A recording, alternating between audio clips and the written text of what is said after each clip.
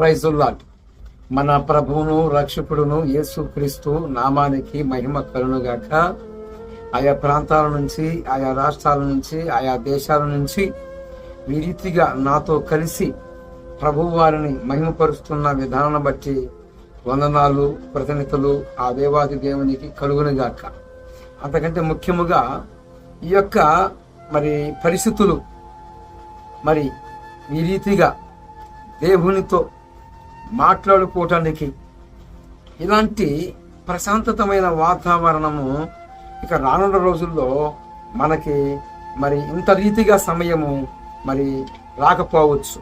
ఎందుకంటే ఈ యొక్క 2004 సంవత్సరంలో ఈ యొక్క 5 సంవత్సరాల పాలనలో అనేక రకాలైన పరిస్థితులని మనం చూడబోతున్నాము. క్రైస్తవులుగా, దేవుని బిడ్డలుగా కొన్ని పరిస్థితులని మనము ఎదుర్కోబోతున్నాం అన్న సంగతి మీకు జ్ఞాపకాన్ని తీసుకొస్తున్నాను. ఎందుకు అంటే వచ్చేవాడు ఆలస్యం చేయట్లేదు. ఇవన్నీ కూడా అనేకమైన పరిస్థితులకి నాంది పలుకుతుంది.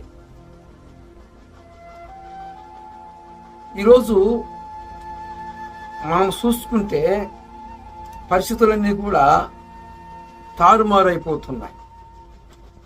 ఊకకి అన్నని పరిస్థితులని ఫేస్ చేస్తున్నాం. తర్వాత ఈరోజు వాక్య సందేశము అంశం ఏమిటయ్యా అంటే, శ్రమ అనేది,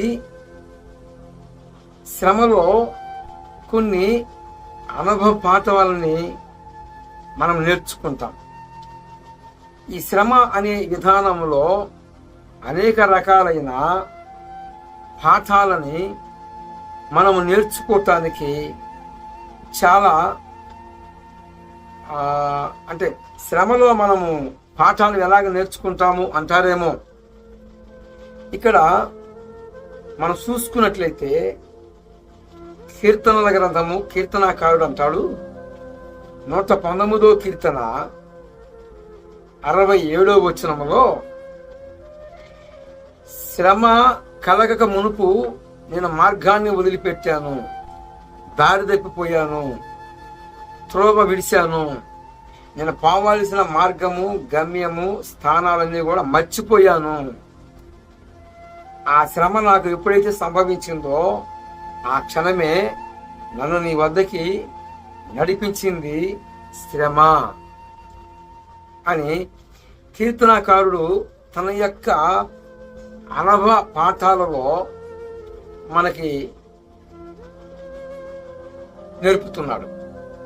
ఉదాహరణకి ఇక్కడ చెప్పిన మాట, శ్రమ అనేది అనేక రకాలుగా అనేక అభిప్రాయాలలో బోధించవచ్చు. కానీ ముఖ్యముగా శ్రమ అనే ఒక పాఠము ద్వారాగా మనము ఎక్కడికి వెళుతున్నాము అంటే దేవుని యొక్క పాదాల కాడికి. ఆ శ్రమే మనల్ని నడిపించిద్దని కొన్ని పరిస్థితులు అవి కీడుగా ఉన్నవి మేలుగా మార్చబడతాయి అంటానికి ఉదాహరణకి ఈరోజు ఒక ఆయన్ని మీ దృష్టికి తీసుకొస్తాను.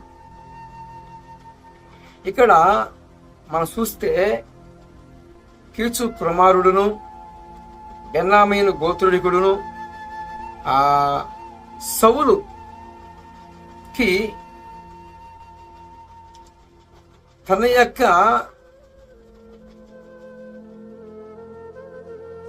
వ్యవస్థములో, తన యొక్క సంస్థానములో, తన యొక్క ఇంటి దగ్గర ఒక శ్రమ సంభవించింది. ఏమిటయ్యా అంటే, ఈ యొక్క సౌలుకి గాడిదలు ఉన్నాయి. ఈ గాడిదలు ఇంటి నుంచి వెళ్ళిపోయాయి. ఎలాగ వెళ్ళిపోయాయి? పొలంలో మేపుతుంటే వెళ్ళిపోయాయా, లేకపోతే వీళ్ళే వదిలిపెట్టి పంపించారా అనేది మనం తీసుకుంటే కనిపించలేదు. పొలానికి వెళ్ళాయి, కనపడలేదు. ఈ యోతువుని బట్టి, ఈ కార్యాన్ని బట్టి సౌలు ఆ యొక్క ఇంటి నుంచి కొందరిని పని వాళ్ళని తీసుకొని వెతకటానికి ఇక బయలుదేరాడు. ఏమండి, ఇప్పుడు అప్పుడు దాకా ఈ యొక్క సౌలు సాదా సీదా మనిషే. ఒక మనము సమాజంలో పోయినప్పుడు మనకి ప్రత్యర్థులుగా కొందరు వ్యక్తులని మనం చూసుకున్నట్లయితే ఊహించలేము. అంటే వాళ్ళలో కొన్ని మంచి లక్షణాలు చూసి ఒకరు ప్రేమిస్తారు, వారి యొక్క స్థితిగతులు బట్టి దేశిస్తారు. మనము మంచివారిమని తెలుసుకున్న తర్వాత మనల్ని ప్రేమించవచ్చు, మనము చెడ్డవారిమని తెలుసుకున్న తర్వాత మనల్ని దేశించవచ్చు. దీన్ని పక్కన ఉంచితే ఈ యొక్క సౌలు తన యొక్క మరి పశువులని అంటే గాడిదలని వెతకటానికి బయలుదేరాడు. ఏం జరిగింది అంటే ఒక ప్రపాతము అక్కడ మనం చూస్తాం. వారి యొక్క జీవనోపాధి నిమిత్తమైన ఆ యొక్క మరి ఆ నోరు లేని జీవాలు పొలంలో మేసేటప్పుడు ఎక్కడికో దారి తప్పి వెళ్ళిపోయాయి. అలాగా కాటానికి కారణం ఏమిటి, యోతువు ఏమిటి అంటే ఇక్కడ కొన్ని పాఠాలు మనం నేర్చుకోవచ్చు. ప్రభునందు దేవుని బిడ్డలారా, ఏంటి ఆ పాఠాలంటే, గాడిదలని వెతకటానికి పోయిన సౌలు రాజుగా మార్చబడ్డాడు. ఇది వింటే అందరికీ సోద్యమే. అసలుకి ఆ పరిస్థితి కలిగించింది దేనికి?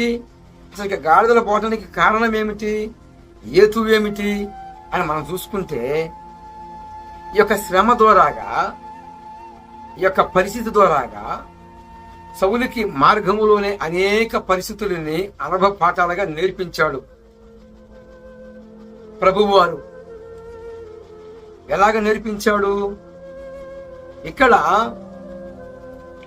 మనం చూసుకుంటే మొదటి సమూయేలు గ్రంథము 9వ అధ్యాయములో సౌలు యొక్క పుట్టుక, అతను ఎవరికి మరి జన్మించాడు, వారి తండ్రి గారి పేరేంటి అనేది మనం చూస్తాం.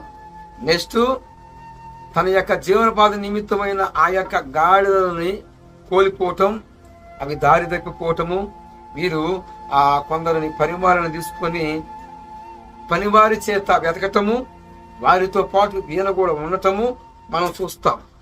నెక్స్ట్ ఈ యొక్క పరిస్థితులు ఏమి నేర్పించాయి? సౌలు యొక్క జీవితాన్నే మార్చేశాయి. ఇక్కడ అన్నాడు కీర్తనాకారుడు, నేను శ్రమ గలక మునుపు మార్గం వదిలిపెట్టాను, త్రోవ విడిచాను.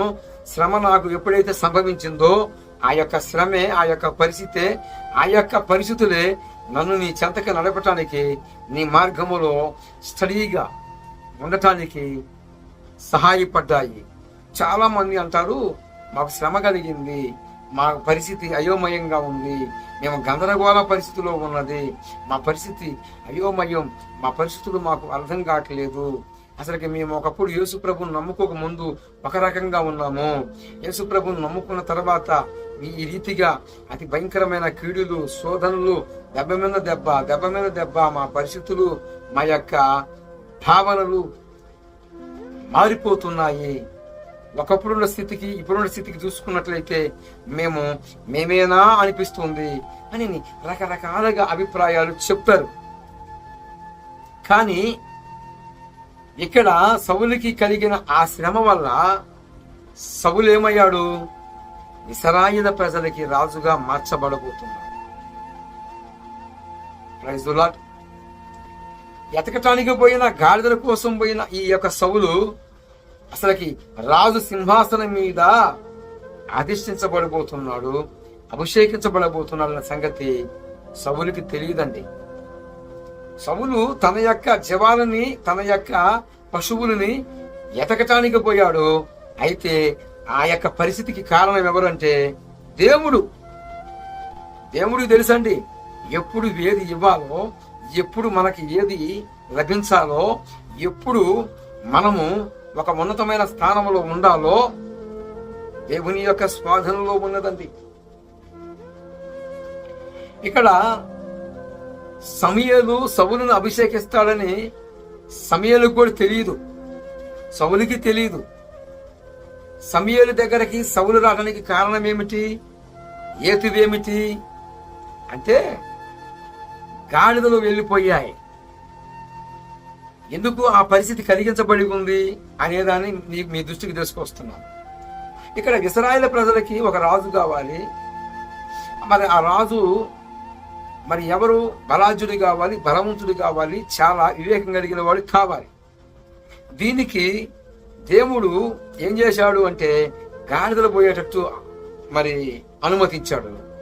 ఎతకపోయిన ఆ గాడిదలని ఎతకటానికి పోయినప్పుడు పలాని స్థలంలో పలాని దగ్గర దీర్ఘదర్శి అంటే సంభవించబోతున్నది, జరిగేది, జరగబోయేది ఆ యొక్క ప్రవర్త ఆ యొక్క దేవుని సేవకుడు చెబుతాడు అని మళ్ళీ సౌలుకి వినిపించటము, మరి సౌలు యొక్క పనివారు అక్కడికి వెళ్ళటము, అక్కడ సమూయేలు ప్రవర్త సౌలుని అభిషేకించటము, దేవుని సేవకునిగా దేవుడి యొక్క ఏర్పాటు చేసుకున్న రాజుగా అభిషేకం మనం చూస్తాం. దీనికి సౌలు అభిషేకించడానికి ముందు మధ్య టైంలో ఏం జరిగింది అంటే సౌలు అరణ్య మార్గములో అనేక పరిస్థితులని ఎదుర్కొన్నాడు. సౌలు దగ్గర ఉన్న పనివాళ్ళు కొనకవచ్చు, లేదు సౌలుకి విసుగు కలగవచ్చు. వెతికి వెతికి వెతికి వెతికి చాలా మంది చాలా రకాలుగా పశువులు పోగొట్టుకున్నప్పుడు మరి మంచినీళ్ళు కూడా తాగకుండా వెతుక్కుంటూ ఉంటారు, వెతుకుతూ ఉంటారు. కానీ అవి ఒక పక్క ఉంటే మనం ఇంకొక పక్క వెతుకుతాం. అవి మనకు తెలియదు, కానీ సృష్టికర్తకి తెలుసు. గాఢాంధకార లోయల్లో ఏమి జరుగుతుందో సృష్టికర్తకి తెలుసు, కానీ మనకు తెలియదు. సౌలుకు కూడా తెలియదు. సౌలు కూడా రాజుగా అభిషేకం పొందుతాడని సౌలుకు కూడా తెలియదు. అయితే ఇక్కడ నేనేం తెలియజేస్తున్నానంటే పరిస్థితులు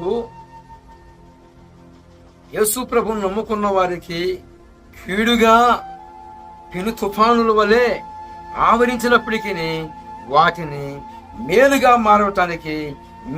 మార్చడానికి శక్తిమంతుడు మనలో ఉన్నవాడు, లోకములో ఉన్నవాడికంటే గొప్పవాడు. Praise the Lord. పశువులు ఎతకడానికి పోయిన సౌలుకి ఎంతటి ఆధిక్యత, ఎంతటి ఉన్నతమైన హోదా లభించింది. ఈనాడు సనుగుట, గొనుగుట, రకరకాలైన పరిస్థితులని ఎదుర్కొంటా మా బతుకేంది, మా పరిస్థితి ఏంది. ఇక్కడ అన్నాడు కీర్తనకారుడు, ఏమన్నాడు? శ్రమ కలగక మునుపు నేను త్రోవ విడిచిదని. శ్రమ ఎప్పుడైతే నాకు సంభవించిందో ఆ క్షణమే నీ మార్గములో నేను స్థిరంగా ఉండటానికి. ఏమండి, మనకి శ్రమ అనేది మనకి వరం. అది లోకస్తులకి కీడు కావచ్చు, లోకములో ఉన్న వారికి మరి అది కఠినమైనది కావచ్చు, కానీ మనకి శ్రమ అనేది వరం.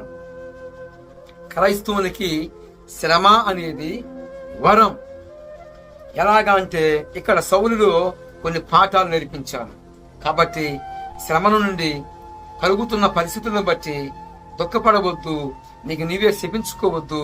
నీ పరిస్థితిని, నీ యొక్క జీవితాన్ని దేవుని యొక్క పాదాల చెంత పెడితే దేవుడు మన పరిస్థితులన్నీ కూడా మారుస్తాడు. అట్టి కృప మనకు సహాయము ప్రభువారు అనుగ్రహించునుగాక. ఆమేన్, ఆమేన్.